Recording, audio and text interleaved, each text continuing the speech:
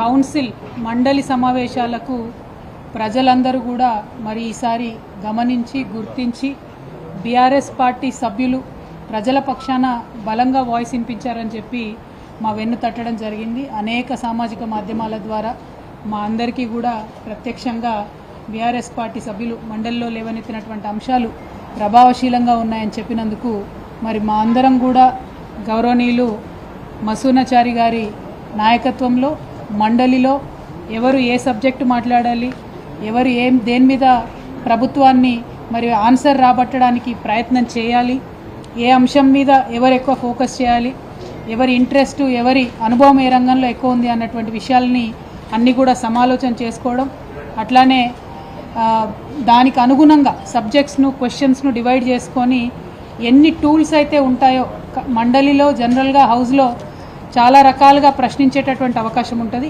ఆ ప్రశ్నించేటటువంటి అన్ని రకాల టూల్స్ని వాడుకొని మేమందరం కూడా ప్రభుత్వం నుండి ఆన్సర్ రాబట్టేటటువంటి ప్రయత్నం చేసినాం. స్పెషల్ మెన్షన్స్ ఉంటాయి, పిటిషన్స్ ఉంటాయి, ప్రశ్నలు ఉంటాయి, షార్ట్ డిస్కషన్ ఉంటాయి, బిల్లులు వచ్చినప్పుడు డిస్కషన్స్ ఉంటాయి. వీటన్నిటిలో కూడా చాలా సక్సెస్ఫుల్గా ఈసారి బీఆర్ఎస్ పార్టీ మండలి సభ్యులందరం కూడా చాలా చురుకుగా పాల్గొనడం జరిగింది. ప్రత్యేకించి మండలి ప్రారంభమయ్యే ముందు ప్రతిరోజు ఉదయం కూడా ఒక్కరోజు కూడా వేస్ట్ చేయకుండా మొదటి రోజు పసుపు పంటలు మరి వాటికి మద్దతు ధరకు సంబంధించిన అంశం, రెండవ రోజు మిర్చి రైతులకు సంబంధించి వారు పడుతున్నటువంటి కష్టాల గురించి, మూడవ రోజు రాష్ట్ర వ్యాప్తంగా పంట నష్టం జరిగింది, దాని మీద ప్రభుత్వం ఆదుకోవాలని చెప్పినటువంటి అంశం, అట్లానే ఆడపిల్లలకు స్కూటీలు ఇస్తామని చెప్పి మీరు ఇవ్వనటువంటి అంశం, అట్లానే ఫీజు రీఎంబర్స్మెంట్ మీద ఇంకొక రోజు, తులం బంగారం మహిళలకు ఇస్తామని చెప్పి ఇవ్వనటువంటి అంశాన్ని ఇంకొక రోజు, రైతు రుణమాఫీ మీద ఇంకొక రోజు, రైతు భరోసా మీద ఇంకొక రోజు, ఇట్లా ప్రతిరోజు కూడా ఒక అంశాన్ని తీసుకొని ఒక వినూత్న రీతిలో ప్రదర్శన చేసి ప్రభుత్వం యొక్క దృష్టిని ఆకర్షించి తద్వారా ప్రజల సమస్యల పరిష్కారం కోసం మా వంతు ప్రయత్నం మేము చేయడం జరిగింది. మరి అంతేకాకుండా ఈసారి మండలిలో గవర్నర్ ప్రసంగం నుంచి మొదలు పెడితే ఆ రోజు నుంచి కూడా మండలిలో మేము ప్రొటెస్ట్ చేసినాం ప్రభుత్వం మీద. గౌరవ ముఖ్యమంత్రి గారు మాట్లాడడానికి వచ్చినప్పుడు అంతకుముందు వారు మా నాయకుడు కేసీఆర్ గారి పైన చేసినటువంటి అనుచిత వ్యాఖ్యలకు ప్రొటెస్ట్ చేయడంతో ఈ సభ ప్రారంభిస్తే చివరి రోజు కూడా మరి ఫీ రీఎంబర్స్మెంట్ విషయంలో ప్రభుత్వం నుంచి ఒక నిర్దిష్టమైనటువంటి జవాబు మేము రాబట్టగలిగినాం. ఇది కేవలం బీఆర్ఎస్ పార్టీ మండలి సభ్యులందరూ చేసినటువంటి పోరాటం అని చెప్పి నేను బలంగా నమ్ముతా ఉన్నాను. ఇన్ని రోజులు ఫీ రీఎంబర్స్మెంట్ మీరు 8,000 కోట్లు ఇవ్వాలంటే జవాబు చెప్పనటువంటి ప్రభుత్వం మొన్న మండలిలో గౌరవ ముఖ్యమంత్రి గారు 12 నెలలలో పాత అప్పులను నెలకింత అని తీరుస్తామని చెప్పి కొత్తగా ఇవ్వాల్సిన ఫీ రీఎంబర్స్మెంట్లు ఆన్ ద స్పాట్ ఎప్పటికప్పుడు పేమెంట్ చేస్తామని చెప్పి మండలి సాక్షిగా వారు మాట ఇవ్వడం జరిగింది. మరి మండలిలో జవాబు రాబట్టగలిగినటువంటి మేమందరం వారు ఇచ్చినటువంటి మాట పూర్తి చేసేంత వరకు కూడా వారిని ఎండగడుతూనే ఉంటాం, ప్రజాక్షేత్రంలో వారిని వెంటాడుతూనే ఉంటామని ఈ సందర్భంగా తెలియజేస్తూ ఉన్నాం. అట్లానే ఈ సెషన్స్ ప్రత్యేకించి మన రాష్ట్ర చరిత్రలో నిలిచిపోయేటటువంటి సెషన్స్. ఎందుకోసం చెప్తా ఉన్నామంటే బీసీలకు సంబంధించి 42% విద్యా ఉద్యోగ రాజకీయ పరంగా రిజర్వేషన్లు తెచ్చేటటువంటి బిల్లు ప్రవేశపెట్టుకోవడం చరిత్రలో నిలిచిపోతుంది. అట్లానే ఎస్సీ వర్గీకరణకు సంబంధించి ప్రవేశపెట్టినటువంటి బిల్లు కూడా చరిత్రలో నిలిచిపోతుంది.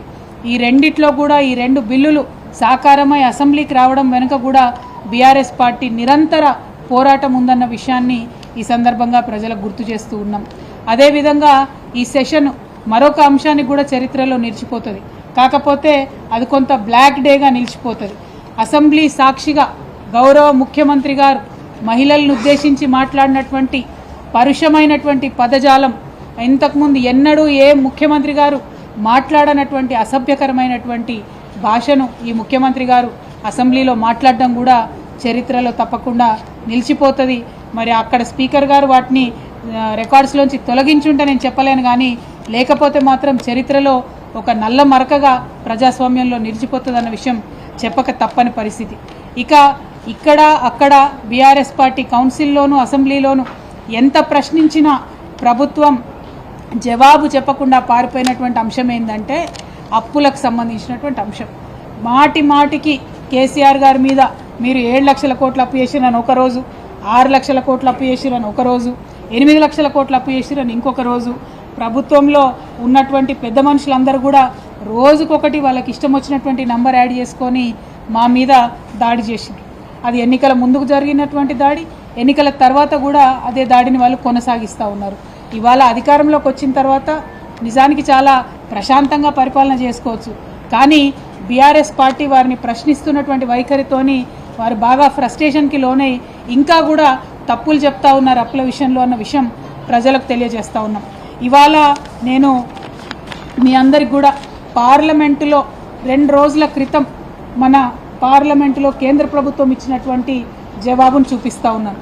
ఈ జవాబులో చాలా స్పష్టంగా, ఇది 24 మార్చి 2025, ఇవాళ 28వ తారీఖు, 4 రోజుల క్రితం కేంద్ర ప్రభుత్వం పార్లమెంట్లో ఇచ్చినటువంటి జవాబులో తెలంగాణ రాష్ట్రంలో ఉన్నటువంటి అప్పులు మొత్తం కూడా 4,42,298 అని చాలా స్పష్టంగా జవాబు ఇవ్వడం జరిగింది.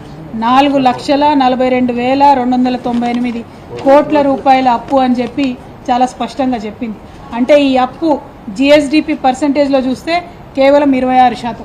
అదే మన గౌరవ ముఖ్యమంత్రి గారు దీని నంబర్ డబుల్ చేసి 8 లక్షల కోట్ల అప్పు అని చెప్పి మరి వారు చెప్పడం అన్నది చాలా దురదృష్టకరం. సభలోనన్నా ఇప్పటికన్నా నిజం చెప్పండి.